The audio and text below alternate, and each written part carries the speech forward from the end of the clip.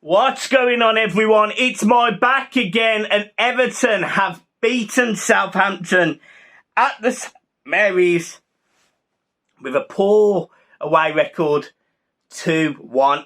Look, I didn't quite get the prediction right. I said 1-0, but I thought we'd win this game. You know, Southampton showed me exactly what I expected. They've got good players. They've got creative players. They've got that little bit of nastiness, tenaciousness. They're a mixed bag. You know, they've got a bit of quality in the middle of the park in Ward-Prowse, but Everton did a really good job, certainly in the first half, of nullifying that. And that sort of eased the game down. And, you know, Everton had chances, balls into boxes, headers that should have really have gone in, to be honest. But, look, it is what it is. It was a decent first half performance. Yes, Southampton had a few chances, but Everton in the whole, I thought, dominated. Certainly in the first half, I think we were about 55% possession. We made more passes, more tackles, more forward contributions. And McNeil, although I'm not going to sit here and say he offered loads, you know, in the second half, his goal was vital. So, you know, I'm not going to sit here and hammer him, but, you know, there was opportunities that they had down his side. Demarai Gray, I thought, looked composed. I thought he looked fine as well. Midfield, as usual, fine. Iwobi, again, some really nice touches, really clinical. There's some skills on the edge of the box that worry me, but he gets away with it. His passing was good. Anana seemed all right, good. Garner was good. You know, I felt like it was a really good team performance, and this is what we've seen all season. We've seen this all season, and, you know, they've got threats. You know, it's not like Southampton came into this game with no one. You know, they've got players. They've got both Armstrongs. They've got Aribo who can, you know, he scored a goal today. I mean, it's very obvious. They've got creative players. They've got Ward-Prowse who can score free kicks and get in corners. Got Che Adams. But Everton dealt with it, and we dealt with it fairly well. There was a few opportunities. Pickford had to make a save. He had to get up for one as well. But all in all, I did think that Everton deserved that win. It was a typical away performance by Everton. Go there, try and quiet the crowd. A little bit slower on goal kicks. You know, every time Pickford had the ball, it was a little bit slower. But that's fine. You know, I don't care. You know, I was listening to the commentary. I was listening to the guy as I was watching, listening to him, and you could see him getting more and more wound up because Pickford was taking his time on these goal kicks. What else are you going to do going away to an away game in the Premier League? It's only because it's Everton that people discuss it and highlight it and make a big thing out of it. But the fact of the matter is, Everton, solid today. Again, solid. Look, the goal's poor. It's poor defending.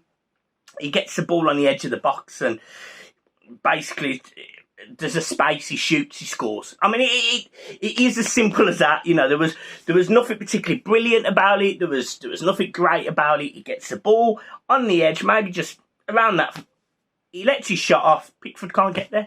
There's bodies in the way, can't get there. So he goes 1-0 Southampton, and I definitely felt like it was against a run of play from the first half. Then Everton come into it. We go 1-1. It was a really good ball. Ball into the box. Cody Bosher, job done. I'm saying Bosher. I mean, he volleys it. And McNeil, exactly the same. It was just good football from an Everton side that are getting balls in the box now. You know, there was opportunities for Everton to turn the screw a little bit more. There was certainly a chance later on, and Demarai Gray looked like he was through. He might have been offside, but again, that was a chance. There was a chance earlier with the header. So there was lots of chances. I really like the fact that McNeil was composed. He picked his spot and he smashed it home. That was the decisive, 2-1 moment. Conor Cody getting his first official goal. Obviously, he did score against Liverpool, but it wasn't given.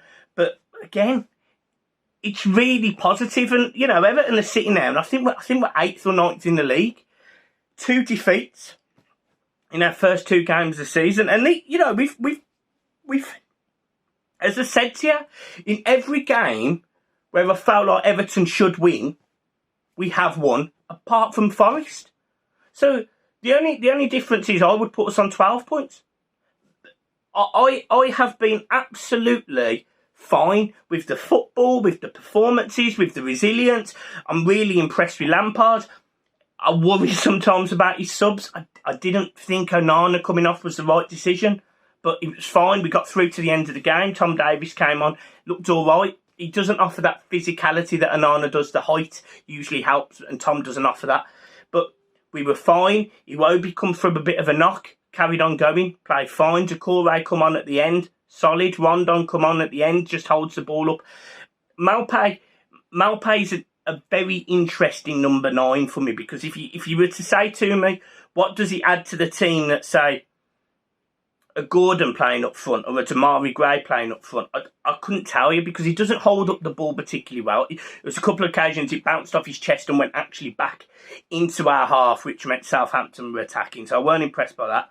But he's a pain. He's a nuisance, and that was one of the things I noticed all game with Southampton. Their defenders, they just couldn't deal without bringing our players down. There was loads of shirt pulling, there was loads of stupid tricks and fouls, and actually Everton didn't benefit from many of them at all, but there was loads of these moments where these defenders for Southampton are going down and pretending they've been clipped. They're clipping Everton players, they're fouling us, they're pulling shirts, and look, that's fine. Like that again is football, but it made me laugh today, because he wasn't brilliant, fantastic today, he wasn't, but he was a snide. He was a pain. He was a niggly little arse in up front. A real person that just caused mental problems, and that's fine. Like that's fine. Look, that isn't going to win you football matches. It's not. But it definitely just had them. It just was prodding them, and then one Rondon come on. You know, he again starts again with their right back. You know, again very niggly, little niggly fouls. That's fine. That's fine, because on the 95th minute, when their head's gone and they're ploughing through Gordon, and we've got a free kick which essentially seals the game, it's fine, isn't it? Because we've played that perfect away performance today. We've rode our luck. We've dealt with the storm. We've managed the game. We've scored the goals. We've been all right defensively. Jordan's been good. Job done. Job done. Sign me up. Sign me up for another however many away games is left. 16, 15 away games, whatever it is. Sign me up for all of that. Because today, really, really happy with the boys. Really, really happy with the performance. I felt like from top to bottom today, we were going to get 3 points, and we did. And I felt that confidence going into it from the preview. I felt that confident watching the game. There is no way that this Everton side is anywhere near relegation. None. All of the issues that we had at the start of the window, and any of the off-field stuff to do with takeover, stadium, anything. The main thing is this football club is clearly on the pitch going forward, and that is thanks to Frank Lampard, his management team, whoever this director of football is. I don't know enough about him. Obviously, I know who he is, but in terms of what he has managed to create with Lampard, it's working. It's great. It's absolutely great, because I don't go into games now worried about us losing. I go into games now expecting a performance.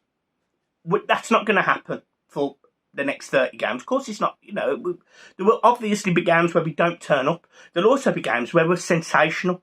Hopefully next weekend's one of them against a difficult Man United side. But positive. And for me, we've just got to keep this rolling now. It's difficult to beat. Score a goal. Scored 2 today. When we needed to, we could chip in. And, Calvert-Lewin again, not available. All in all, happy.